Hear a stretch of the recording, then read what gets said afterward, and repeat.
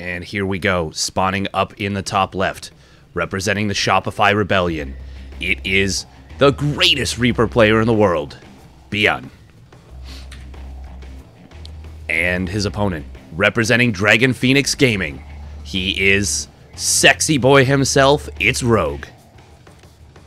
And for quite a while, both of these players have been considered the best of their race. Actually, kind of a cool storied past of these two. So, when BYUN was busy winning everything, making the 2-1-1 look broken for, you know, like 2.5 years, making Reapers look broken, single-handedly getting Reapers nerfed, while that was all happening, everyone was just struggling. Everyone was just struggling against BYUN. Particularly Zergs. They had a horrible time against BYUN. But in comes Rogue in, I think it's during a BlizzCon. And he comes, and he is just so prepared for BYUN. And he hits him with these weird Roach Ravager timings that are getting right on top of BYUN when he's going for his 2-1-1s. He just gets right up in his face and kind of crushes him.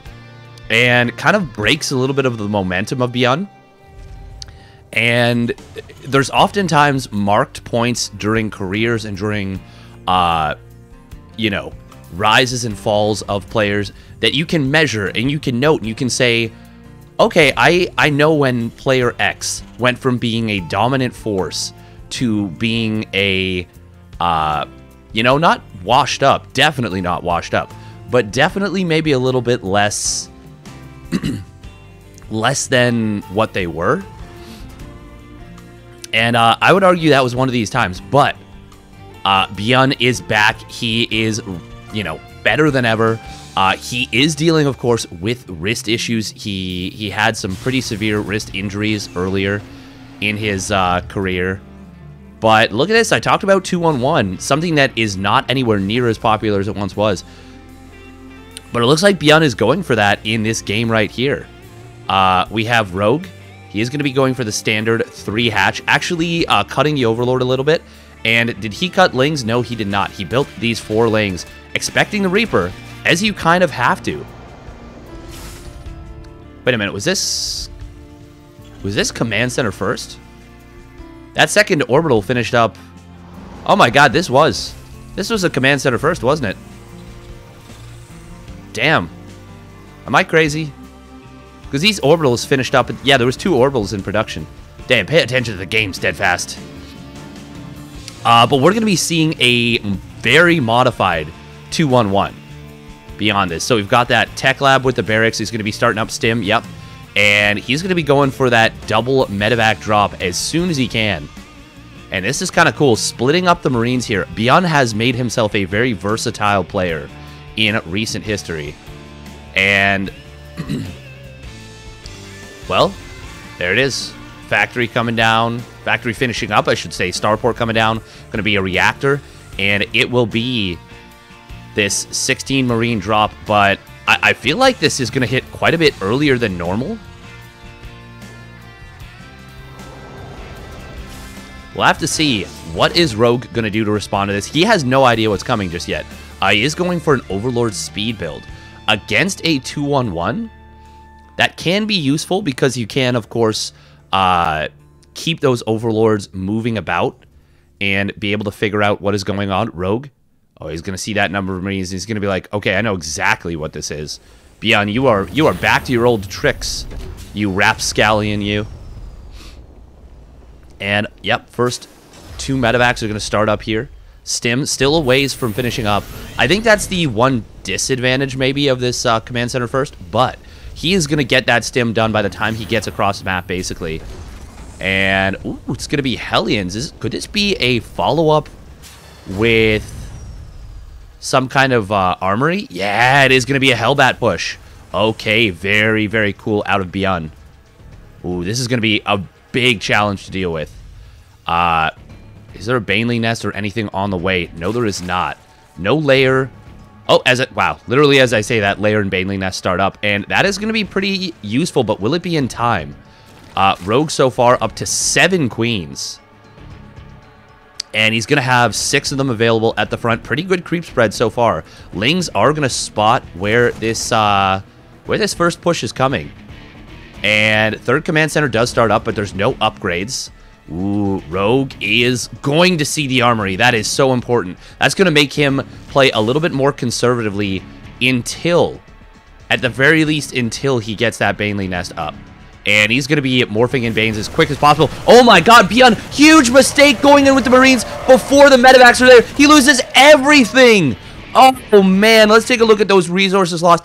8 Zerglings for 15 Marines. And that's game ending right there. That is almost an unrecoverable situation for BYUN. Worker count, not all that bad. But we see, after all this happens, huge swell of production for Rogue in terms of that drone count. And he has more than enough Lings to deal with this. Oh, he does have to be careful. You don't want to run Lings into Hellbats. But, yeah, Queens will show up, shove this away. And look at the supply right now. Rogue is up over 20 supply. He's got Bane speed on the way. He's building a macro hatch as well as going up to a 4th base. He's got Burrow on the way. His double Evo chamber is now done. Just needs to start up those upgrades. Doesn't quite have the gas, so that's the main thing. Is he's a little bit starved on gas, but he actually started 4 gases right away as this all happened. Oh, that's pretty nice for BYUN. And there we go, Rogue. Yeah, now, so when I said it was game-ending damage, mostly it was BYUN losing a lot of potential on the map. Now, this is actually still a pretty frightening push. The Hellbats did all stay alive, and ooh, that is a lot of Hellbats, but there is a lot of transfuse energy. However, Rogue a little bit late to throw it down. Banelings will finish up, and oh, they're not going to get, oh, that last connection. Never mind, I was just going to say they're not going to get the connections they need, but that last one was devastating for BYUN.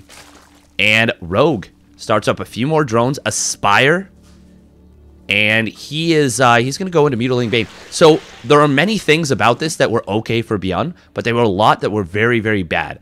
Creep, not even cleared a little bit. Upgrades, of course, delayed significantly. Now, Rogue did delay his own upgrades a lot, but I still feel like this is just a hugely advantageous position for Rogue. And Rogue making all the right moves, adding on so many drones, up to 78 workers. BYUN only at 57 SCVs. And while that's still a decent count, oh wow, almost getting a mule right there. Does spot the very, very, very quick 4th command center. Goes for the cancel, doesn't quite get it. That would have been pretty devastating if he'd gotten that cancel, because BYUN's already very far behind economically. And he's trying to catch up by being extremely greedy with that timing of that 4th command center. So if that had gotten reset, that would have been basically the attempted reestablishment getting shut down immediately. Now, BYUN, very on point with the timing of the starting of his 2-2 and getting that +1 vehicle weapons. He will still have an upgrade timing lead, which is kind of crazy considering how this game has gone. Oh, nice targeted fire on that Queen. Nice job from BYUN. BYUN, though, still doesn't know about the mutas, and there is going to be a ton of mutas on the way. 1,300 gas? That's going to be a ton of mutas. Oh my god, Banelings into the natural expansion, picking off 12 workers. How did they get in there? Did they get into the 3rd as well? Rogue is just a flurry of activity. Look at that, 16 mutas. That is an insane number. And look at this army value shoot up in just a couple of seconds. That's the first round of mutas finishing up. And we are going to see it go even higher up in that top left. Boom. And all of a sudden, it's about 50% higher for Rogue here. In terms of that army value, he's still up 20 workers. The only thing that he's a little bit lacking on is his 2-2 upgrades are a fair bit later than his opponents, which does create actually a very big timing window for BYUN. Mutas, ooh, they are going to move in on this left side. Does BYUN have any turrets? He does have 1 zoning turret, but that is it. Meanwhile, Lings are going to run in on this planetary, and they will be able to force a cancel on that, pick off a couple of SCVs. Meanwhile, the mutas are going to find that turret, and this is not enough Marines in the main base. I think 1 muta did get picked off, but so far this is some pretty decent damage. Meanwhile, Ling's going to run in on the middle of the map, looking for a decent trade against these Marines. We'll find an okay one. And 9 SCVs have gone down during all of this. Rogue's up to 93 workers, and BYUN, he recognizes that he is not going to be able to deal with that at all. GG will get called, and kind of a little bit of a... kind of feels like almost a weird timing there for the ending, but realistically, Rogue was so far ahead for so long that it's totally understandable. And he was on 93 drones, so even if he wasn't up in BYUN's face, he was very far ahead. So very well played right there from Rogue. He really had BYUN's number going into that. And we're going to be getting into game number 2 in just a moment here. All right. Game number 2 is going to be on Oxide. That has to be BYUN's pick. And we have spawning down in the bottom left, representing the Shopify Rebellion. He is the Red Terran player. It's BYUN, also known as Micro Jackson. And his opponent, spawning up in the top right, he is the very smart Zerg, the IntelliZerg, if I may, representing Dragon Phoenix Gaming. It is Rogue. And I gotta say, he has been such a strong, stalwart player, starting off with his success in Pro League. For a very long time, he was just basically a sniper player who would, you know, prepare for specific opponents. And we're talking like, I want to say like 2015, 2016, maybe even 2014. And it's 2021 now, by the way. And he has just elevated himself as a player so much higher than, well, than before. And now, all of a sudden, he's a threat to win every tournament he enters. And in some cases, the favored player to win it. And it's just been really cool to see some of these players rise. Another player who I feel has kind of morphed themselves from, you know, a round of 32, round of 16 player to becoming a threat to win now is Armani. Armani is another player who's just really, really improved in the right ways. And it's cool to see that. Very, very cool to see that. Now, getting into game number 2, we are going to see a much more standard barracks first. But once again, BYUN favoring that Marine. Really a big fan of the early Marine opening. Which is so funny because he really is one of the best Reaper players in the world. But I mean, going for those Marines, look at this. Look at what it's forced Rogue to do. Rogue still has to build those 4 Zerglings, because, of course, he can't just ignore the concept that BYUN's going to go Reaper. But he's also keeping this Overlord very far back. And we saw in game number 1, even though it did work very, very well for Rogue, because BYUN was being extremely aggressive, Rogue was forced into an Overlord speed build. Now, I feel like if you're BYUN in this scenario, especially based on the Overlord movement, I think you just play a standard build this time. I don't think you have to go crazy with the aggression necessarily. Rogue has already shown a fair bit of respect.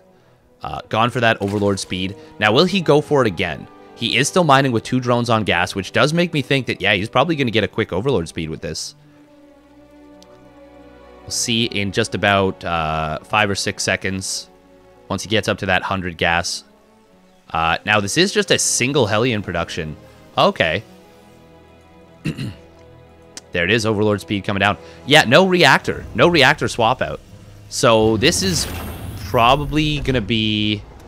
Wait, okay, there's the reactor swap out. Man, BYUN has such interesting and intricate builds. This is going to be a Hellion drop, isn't it? How many Marines do we have? I think that's 5 Marines. Or is it going to be a Marine drop plus Hellion run by? Both of these are options, and they are both quite good. Okay, no, it will be Hellion drop. Oh. Okay, it looks like BYUN couldn't quite decide there himself. So this is actually not bad for Rogue. Ooh, but never mind. He's actually going to intercept this Overlord as it wanted to come in for the scout. That's actually pretty good for BYUN. And Rogue going to have to pull back his Overlords here. Getting supply block too, which is very unfortunate. And it is going to be another Hellbat build from BYUN. I mean, with how well that... I guess it was very, very different. It wasn't the Hellbats he intercepted. It was the fact that BYUN got left with his Marines just hanging in the middle of the map, and Rogue absolutely pounced on him, which had to be a huge shock to BYUN. All right, Hellions are going to start to move out. Rogue does not know about this yet. He is getting the safety Baneling nest very, very early on, and it's going to finish up about the same time. Oh, okay. Yeah, he does not know what's up. Baneling nest, though, will finish up, and he is going to morph in some Banes defensively, I think. Yeah, there it is. As the Hellbats morph in. Now, this is a little bit tough on the timing. Ooh, a couple of drones are going to get picked off. 2 drones and a Queen. That is a pretty big pickoff. And these Banelings are actually going to get found as well. Oh, that is very problematic for Rogue. Oh my god, 1 Bane does finish up, gets a huge connection on all of the Hellions, or Hellbats, but only 1 Baneling getting that connection. Nice transfuse from Rogue. He is in a lot of trouble right now, though. Making good usage of this ramp to kind of get the Hellbats clustered up. Does target down the medevac, which is good. And now Banelings do finish up for Rogue. Nowhere near as clean of a hold as game number 1, but it is still a hold. And Hellbat pushes are quite dedicated. So we can see that 3rd command center just now starting up. Layer and a 4th base on the way for BYUN. Or for Rogue, I should say. BYUN just starting up his 2nd and 3rd barracks, and Rogue sees that. So this is still a very good position for Rogue right now. Ooh, BYUN looking to get something done here with these Hellions. Oh, will pick off a Queen and gets a Creep Tumor coincidentally. That's actually really nice for BYUN right there. And now going to go for a Hellbat morph to try and cancel this 4th hatchery. Man, BYUN building so many Hellions. If Rogue hadn't seen the... Oh, the Baneling will get a decent connection. Hits 2 of the Hellbats. Hellbats in a really nasty position. Yeah, if I were Rogue and it wasn't BYUN I was playing against and I hadn't already seen the barracks, just based on the number of Hellions and Hellbats alone that have been built, I would think this was mech. Oh, that Queen... Gonna get surrounded here, but there is transfuse available. Oh, Rogue does not want to let that in. There is a Liberator in the natural, by the way, but not gonna get too much damage done. We'll get 3 drones. 4 drones, I think. Yeah, that wasn't the end of the world. More Hellions coming in here. And yeah, wow, it is still Hellions being constructed. BYUN playing a very, very weird style, but an interesting one. And the fact that the creep has been kept back is pretty good. Mech armor coming down, by the way. So the ground and ship armor. One of the most versatile upgrades in the game, since it does affect medevacs, Hellbats, Widow Mines, Thors, siege tanks. I mean, just all air units and all ground mech. Cost for cost, it might actually be the most valuable upgrade in the game. Huh. Yeah, I didn't think of that before, but I think that's the case. Specifically level 1 because it's so cheap.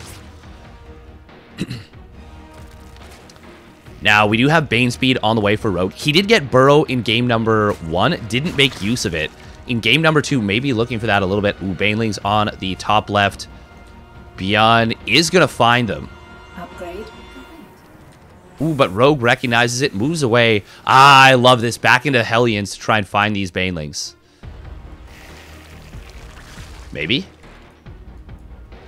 Ah, okay, there we go. BYUN having some free attention to go after these. And with enough micro, will kill these without losing anything. Ooh, meanwhile, a big Ling run by being set up here. Gonna go in. Gonna find this 2nd factory. Gets the cancel there, which is pretty nice. And if he just gets out with that... Ooh, gonna take a turn around on these Hellions. Will take them out, because that's because the main force is coming in here for Rogue. Getting a pretty decent trade on the army of BYUN. Lings will come back home. They were just used as a distraction tactic. And picking off those Hellions is actually really nice. Oh, I love this from Rogue. Just a spotter Ling. And look at that. already getting value. He sees the timing and positioning of the 4th command center. His own 5th base is done. He's on 85 drones. He's going up to the Hydra Den.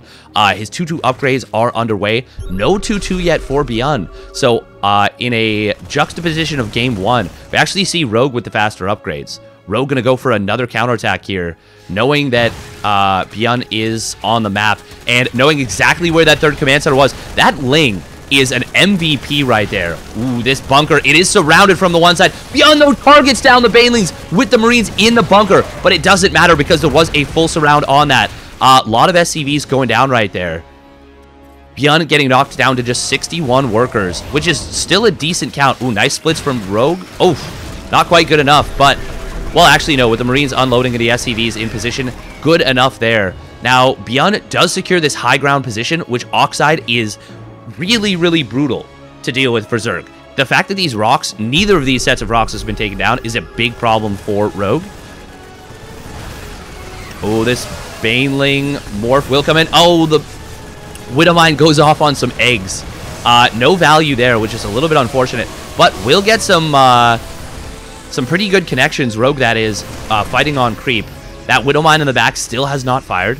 So Rogue has to be very, very careful about that. Hydras are now being added on. A lot of Banelings being morphed in as well.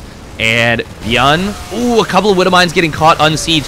That Widowmine does not trigger. Another Widowmine gets killed before it goes off. And this is a great fight so far from Rogue. Does have to be careful. Hydra's off creep. Not exactly the best. Once the Lings and Banes are cleared out, Rogue should... well, actually, no. Yeah, he's got more reinforcements coming in, so he does not need to retreat. Does have to be very, very careful about overcommitting off creep. Oh, if he gets one more hit on those Widowmines, takes out 3 with 3 Banelings. That is so efficient right there. And, yeah, Rogue should just chill, just back away, get a little bit more of this creep, clear out these rocks, and just revel in the position that he is in, on the verge of 2-0ing BYUN. Now, it's not over yet. BYUN does have a 4th command center. You give this man some Marines, you give him some medevacs, you give him some Widowmines, and he always has a chance.